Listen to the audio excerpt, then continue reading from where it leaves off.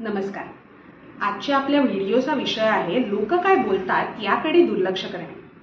लोक तुमच्याबद्दल काय बोलतात हे तुम्ही थांबवू शकत नाही, पण तुम्ही ठरवू शकता की त्या आवाजांना किती महत्त्व द्यायचं ते. सर्वांना खुश ठेवणे म्हणजे स्वतःला विसरणे, आणि हा विसर सर्वात मोठा तोटा असतो तुमच्या स्वप्नांचा, आत्मविश्वासाचा आणि शांततेचा.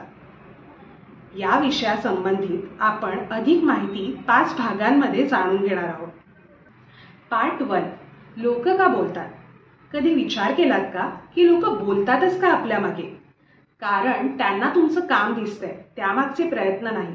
त्यांना तुमचं यश दिसतंय, पण त्यामागची झोप उडवणारी रात्र नाही.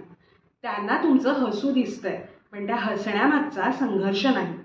लोक बोलतात कारण त्यांना काहीतरी बोलायचं असतं, समजून घ्यायचं नसतं. पण आपल्याकडून चूक होत जाते की आपण त्यांच्या बोलण्याचा विचार करतो. ज्यांना आपल्याबद्दल काहीच माहिती नाही त्यांचे मत आपल्या मनात घर करून बसते. पार्ट 2. लोकांचं बोलणं थांबवता येतं का? नाही. जगात कितीही चांगलं काम करा, कोणी ना कोणी टीका करणारच.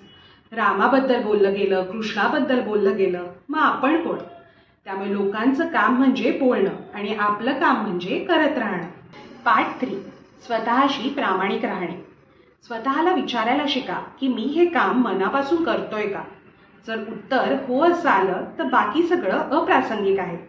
लोक तुमच्याबद्दल त्या क्षणी देखील बोलतील जेव्हा तुम्ही काहीच करत नसाल किंवा जेव्हा ते तुमच्या उंचीपर्यंत पोहोचू शकणार नाही. पार्ट 4. थोडं वास्तवाबद्दल बोलूया. कधी कधी आपण स्वतःलाच हरवून बसतो कारण कुणीतरी काहीतरी बोललं. आपलं मन मोडतं, आपली ऊर्जा हरवते. पण विचार करा, ती व्यक्ती तुमच्या आयुष्याची किंमत ठरवते का? नाही ना. मग त्याच्या शब्दांनी तुमच्या आयुष्याचा रस्ता का बदलू द्यायचा? पार्ट 5. शांततेची ताकद. कधी कधी प्रत्युत्तर देणं गरजेचं नसतं. शांत राहणं हेच सर्वात मोठं उत्तर असतं. कारण शांततेत अशी ताकद असते जी हजारो शब्दांपेक्षा खूप काही सांगते. ती सांगते की मी माझ्या मार्गावर आहे, तुम्ही बोलत राहा, मी पुढे चालत राहीन.